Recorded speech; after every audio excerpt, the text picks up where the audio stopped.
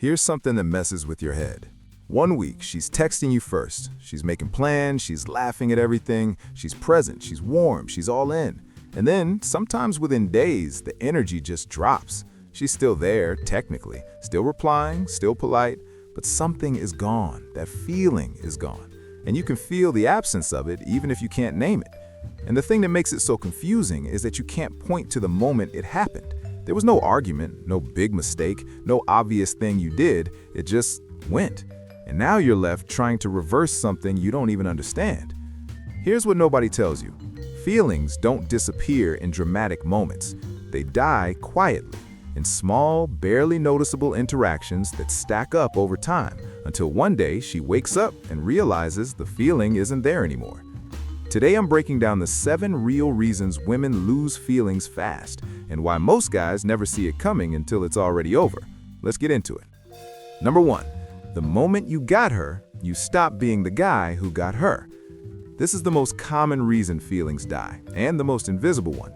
In the beginning, you were showing up. The texts had energy, the plans were intentional. You were present, interesting, a little unpredictable. There was something alive in the dynamic. But the moment she showed clear interest back, something shifted in you. The chase was over. You relaxed.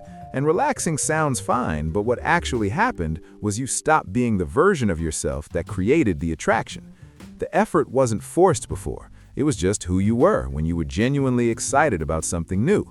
But she experienced that drop in energy as a signal. If he stops showing up like this now, what does the future look like? Women pay attention to behavioral shifts even when they don't consciously register them. The warmth cooled, the intentionality faded, and with it, slowly, quietly, so did she. The beginning energy isn't just about winning her over, it's the blueprint she uses to decide whether this is worth staying for. Don't change the blueprint the moment she says yes to it. Number 2, she saw how quickly you became someone different around her. You were one person before she showed interest, grounded, opinionated, doing your own thing. But the moment she gave you a signal, something changed. You started softening your edges. You started agreeing more. You started adjusting your personality in real time based on her reactions, laughing when she laughed, shifting opinions when she pushed back, becoming more careful, more calculated, more performance-driven. And she noticed, not immediately, but over time, she started to realize she wasn't talking to the guy she was originally attracted to. She was talking to a version of him that was trying very hard to keep her. And trying hard, when it's visible, is one of the most unattractive things a man can project, because it signals that your identity is unstable, that you don't have a fixed center, that who you are depends on who's watching. The man she felt something for had a center. He wasn't performing for her, he was just him. The moment you replaced him with a people-pleasing version of yourself, the feelings started leaking out the bottom. Number 3, the tension disappeared and nothing replaced it. Early on, there was electricity. She didn't fully know where she stood. You were interested, but not obvious, present, but not suffocating. And that slight uncertainty, that charge in the air, kept the interaction feeling alive. Then one day, the tension was just gone.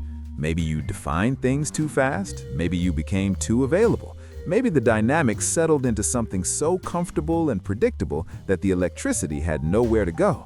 And here's the hard truth, comfort without depth is just flatness.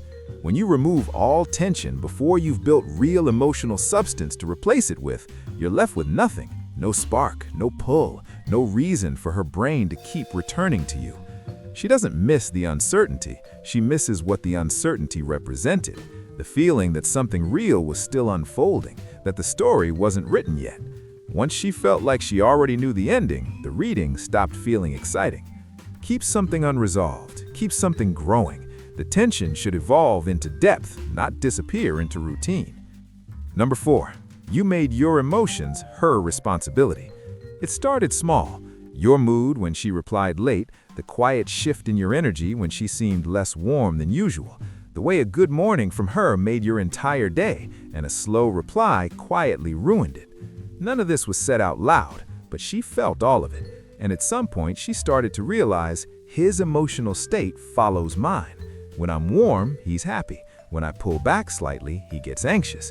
And what that tells her, on a gut level, is that she is managing you, that your internal world is calibrated to her behavior, that she has to show up a certain way consistently or you'll destabilize. And bro, that is exhausting. Women want to be a good part of your life, not the entire foundation of it. When your emotions live or die based on her behavior, she starts feeling trapped. She starts pulling back not because she doesn't care, but because caring feels like a full-time job she didn't apply for.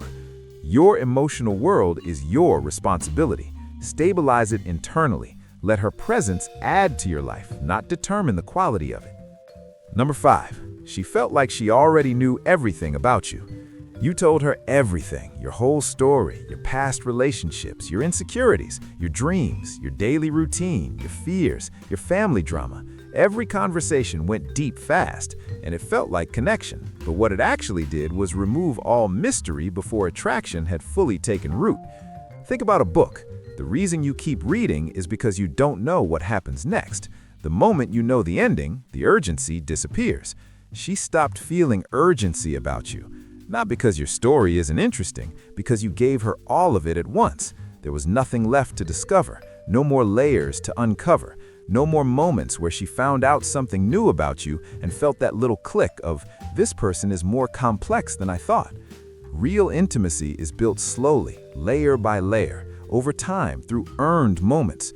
When you front-load everything, you skip the process that actually creates deep attraction. Give her pieces. Let her earn the full picture. The wanting to know more is half the feeling she's chasing. Number 6, she tested you and you failed in a way you didn't even notice. Women test, not always deliberately, not always consciously, but they do. She went a little cold to see how you'd respond. She pushed back on something to see if you'd hold your ground. She made a small, unreasonable request to see if you'd set a boundary. She pulled her attention back slightly to see if you would panic, and you failed. Not dramatically, quietly. You chased when she went cold, you caved when she pushed back, you said yes when you should have said no, you sent 3 follow-up messages when she went quiet, and each time you did, something shifted in how she saw you. It wasn't one big moment, it was a pattern that said, this man adjusts himself based on my behavior. This man doesn't have a fixed center. This man needs my approval to feel okay. And once that pattern was established in her mind, the respect started to erode. And when respect erodes, attraction follows right behind it. Because she can't feel pulled towards someone she can't fully look up to. Pass the tests, not by being harsh or cold, by being grounded, by staying yourself regardless of what she does. Number 7. This is the one that hits hardest, the one that ends more potential relationships than anything else on this list. She realized she liked you more than you liked yourself. At some point, something became clear to her. She saw how you talked about yourself. She noticed how quickly you downplayed your achievements. She felt how easily you shrank when she pushed back. She saw the way you second-guessed yourself constantly, the way you apologized for things that didn't need an apology. The way you seemed genuinely surprised that someone like her was interested in someone like you. And that surprise, that low-grade shock that she would choose you, was the thing that undid everything. Because you can't fully receive something you don't believe you deserve. And when a woman feels like you don't believe you deserve her, either she starts to believe it too, or she feels a painful kind of loneliness, like she's in this alone, investing in someone who doesn't invest in themselves. Neither leads to anywhere good. The most important relationship you will ever build is the one you have with your own self-image. Not arrogance, not ego, just a quiet, deep, unshakable belief that you are worth someone's time, energy, and genuine feeling. Build that, because until you do, you will keep losing things you could have kept. Look, none of this is about blame.